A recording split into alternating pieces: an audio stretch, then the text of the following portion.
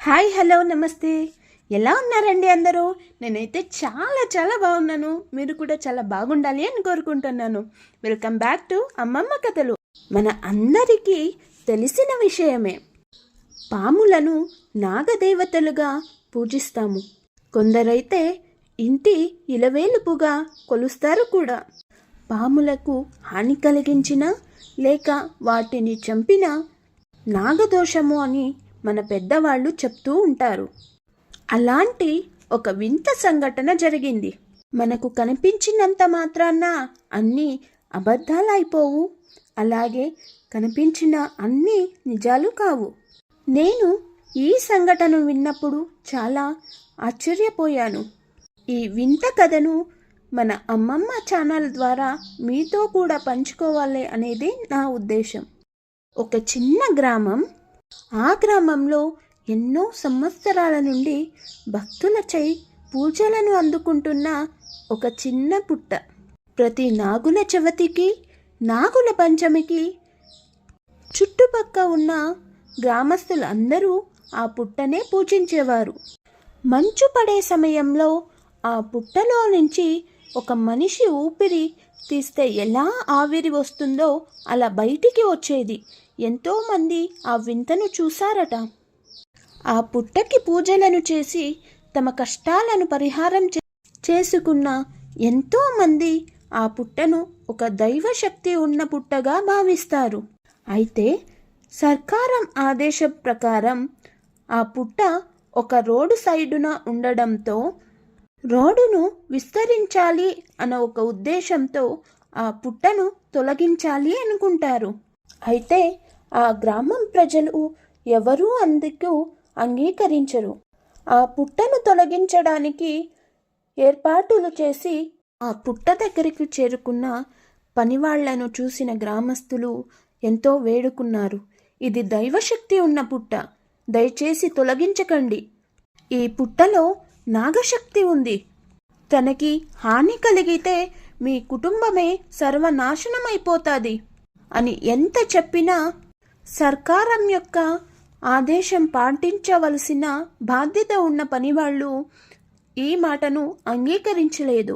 ధైర్యం చేసి ఆ పుట్టను తవ్వడం మొదలుపెట్టారు. ఆ పుట్ట పైన గుణపం దిగగానే ఒక వింతైన అనుభూతిని వాళ్ళు పొందారు.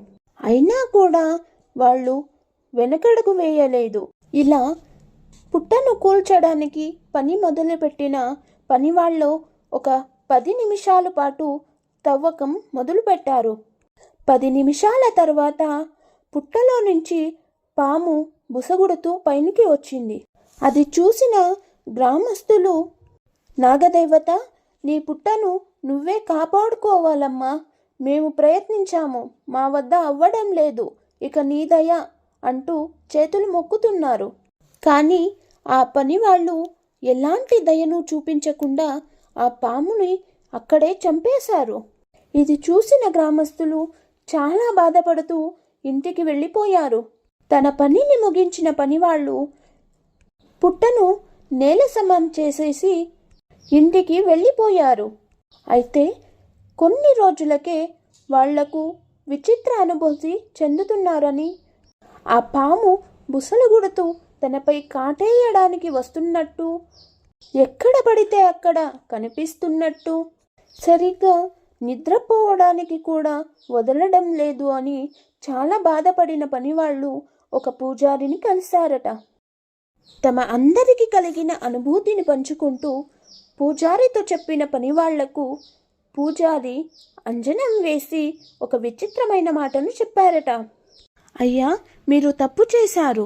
ఒక మామూలు నాగుపామును చంపితేనే నాగదోషం కలుగుతుంది. అయితే ఎన్నో సంవత్సరాల నుంచి పూజను అందుకొని దైవశక్తిని పొందిన నాగుపామును చంపారు. ఇది చాలా పెద్ద శాపంగా మారింది. ఈ శాపం కొన్ని సంవత్సరాలకే మీ వంశాన్ని కూడా నాశనం చేయవచ్చు. ఇందుకు పరిహారం నా వద్ద లేదు, దయచేసి ఇంకే ఏ పూజారినైనా అడగండి అంటూ వెళ్ళిపోయారు. ఈ విషయాన్ని విన్న పనివాళ్ళు భయపడుతూ ఏం జరుగుతుందో అంటూ గాబరాగా ఇంటికి వెళ్ళారు. ఆ పనివాళ్ళందరూ వాళ్ళ కుటుంబంతో ఈ విషయాన్ని పంచుకున్నారు. ప్రతినిత్యం భయపడుతూనే గడిపేశారు. ఎవరు ఎలాంటి సలహా ఇచ్చినా ఆ సలహాని పాటించేవారు.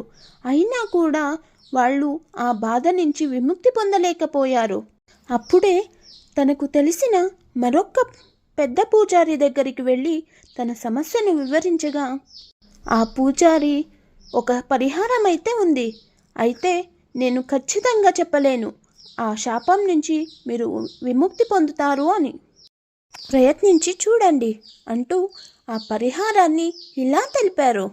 మీరు పామును చంపి నేలమట్టం చేసిన ఆ పుట్ట వద్దకు వెళ్ళండి. ఆ మట్టిని తెచ్చి ఒక నాగుపాము విగ్రహంలా ఒక పాము విగ్రహాన్ని తయారు చేయండి. మండలం పాటు ఆ పాముకు పూజలను, అర్చనలను, అభిషేకాలను చేయించండి. మీరు ఎలాంటి పరిస్థితుల్లో ఆ పని చేశారో, అందుకు మీరు ఎంత పశ్చాత్తాపం పడుతున్నారో మీ బాధను ఆ విగ్రహం ముందు వివరించండి. మండలం రోజు భక్తి శ్రద్ధలతో ఆ విగ్రహాన్ని మీ ఇలవేల్పుగా కొలవండి. ఆ దేవుని దయ ఉంటే ఈ సమస్య తప్పక తీరిపోతుంది అంటూ పరిహారం చెప్పిన పూజారి ఇంటికి వెళ్ళిపోయారు. ఆ పూజారి చెప్పిన పరిహారాన్ని మండలం రోజుల పాటు పూర్తి భక్తి శ్రద్ధలతో పాటించారు. మండలం రోజుల తర్వాత పనివాళ్ల కలలో ఆ నాగుపాము కనిపించి పలికిందట, మీరు చేసింది చాలా పెద్ద తప్పు, అయినా మండలం రోజుల పాటు నాకు పూర్తి భక్తి శ్రద్ధలతో మిమ్మల్ని మీరు అర్పించుకున్నారు. అందువల్ల నేను మీ తప్పును క్షమిస్తున్నాను. ఇక ఈ విగ్రహాన్ని నీటిలో కలిపి నన్ను చంపిన ప్రదేశంలోనే ఆ నీటిని పారవేయండి. అక్కడ మళ్ళీ పుట్ట వెలుస్తుంది.